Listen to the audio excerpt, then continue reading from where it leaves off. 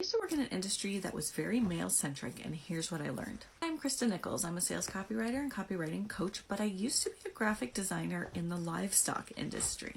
Most livestock producers and marketers are men. That's just how the industry works today. And I learned a lot while working in that industry for over 16 years.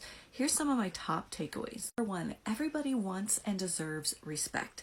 Now, while being a young woman in that industry, I was in my early 20s when I started, I didn't always command the respect that I deserved. I had to learn how to do that and how to show up for myself. And second, most people are willing to learn new tricks.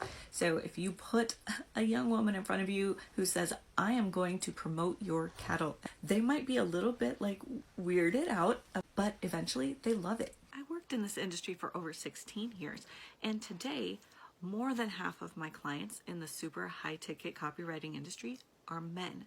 It taught me how to deal well with both genders. Follow me for more sales copywriting tips.